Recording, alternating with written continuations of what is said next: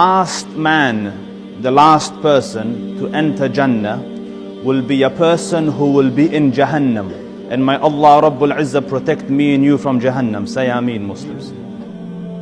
This man, the hadith says, will walk a step and fall a step, and the fire burn him a step. He's in calamity. Every step he takes, he falls on his face, and the gush of the fire comes and he screams in agony. He says, Ya Rab, release me from this. Free me from this fire. For its flames have burnt me, and its fumes suffocate me. And he complains to Allah Rabbul Izzah. The Lord of mercy and honor tells him, this is my servant. If I release you from the fire, do you promise not to ask for anything more? He says, Bi'izzatik Ya Rab, by your honor Ya Rab, I swear, you take me out of here, I won't ask for another thing. Takes him out of Jahannam. And when he comes out of it, he looks back towards it and he says, glory be to the one that saved me from this. Not another person from the awwaleen or the akhirin is more honored than me. You see, because of where he was, in comparison, this is heaven. In his mind there is nothing more, no one is more favored than him. He comes outside Jahannam, and then Allah Rabbul Izzah orders for a tree to come out in front of him, and for a spring of water. He's at the gates of Jahannam and he sees water, and understand there's no water in Jahannam. May Allah save me and you from Jahannam. And anytime they ask for a drink, they are given a water that burns the face as you drink it. Water is a rare commodity. When he sees water, he longs for it. But he's promised that he can't ask for anything more. And one of the hadiths says, Ya Rab, Ya Rab, oh Allah, oh Allah. Not wanting to ask, but at the same time it's too tempting. Then he says, Ya Rab, take me close to that tree and that water, so that I might sit under its shade and drink from its water. Allah Rabbul Izzah says, Ya ibn Adam, ma aghdarak, O son of Adam, how would you break your word? Didn't you promise me that you wouldn't ask for anything anymore? The hadith says Allah Rabbul Izzah excuses him because he's been shown something that he has no patience towards. There's no way he could hold back. Allah Rabbul Izzah knows. When he goes under the tree and drinks from its water and enjoys its shade, another tree bigger and better comes out in front of him near the gates of Jannah, and the stream is running alongside it. He looks at it, and in the hadith, Ya Rab, Ya Rab, oh Allah, oh Allah, and then take me to it, Ya Rab, closer to that tree. Allah Rabbul Izzah says, O son of Adam, how you break your word. Didn't you promise? And every time, it's not an ordinary, it says, by your honor, Ya Rab, I won't ask for anything more. So he says, take me there, Ya Rab, I swear, I want, bi'izzatik, by your honor, I won't ask for anything more. Allah Rabbul Izzah takes him to that tree.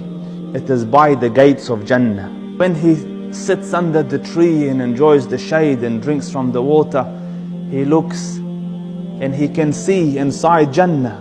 And SubhanaLlah, who can look at Jannah and not, you see a nice house and your heart thinks, Ya Rab, or you see a nice car, kids do this, my Lamborghini, and it's not his, because you want it so bad.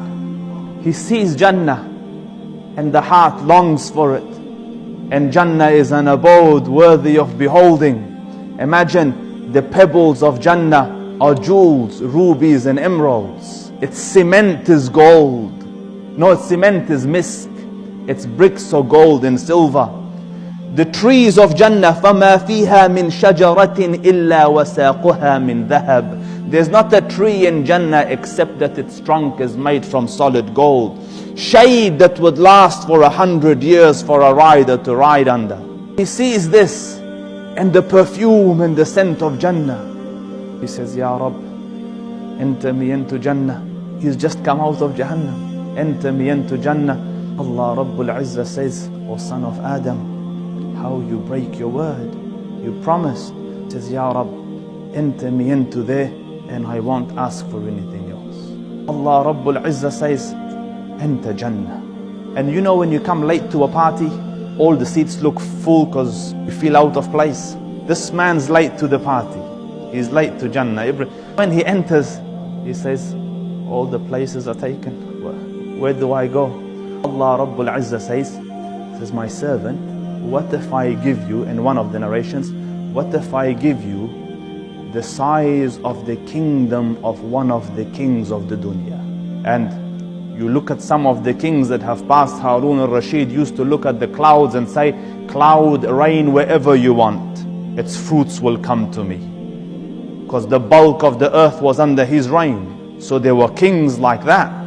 What if I give you the kingdom of one of the kings of the dunya? He says, Arab, you make fun of me and you are the Lord of the worlds. You're mocking me and you are Rabbul, I am nothing in you. Ibn Mas'ud, when he's narrating this, laughed.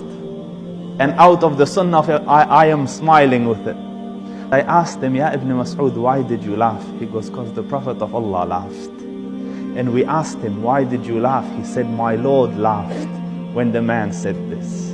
Allah Rabbul Izzah said, for you was that. In another hadith, what if I give you the size, a place, the size of the earth? Allah Rabbul Izzah, after he laughs, he says, for you was that. Granted, the size of one of the kingdoms or the size of the earth. وَمِثْلُهُ, and another like it. وَمِثْلُهُ, and another like it. وَمِثْلُهُ, and another like it. وَمِثْلُهُ, and another like it. And when he reaches the fifth one, the man says, Radit, Ya Rab, Radit. I am satisfied, Ya Rab, I am satisfied. And Sa'id al-Khudri is in the gathering of Abu Hurairah when he's mentioning the hadith. He said, I bear witness that I saw the Prophet say, for you is that, and 10 times like it.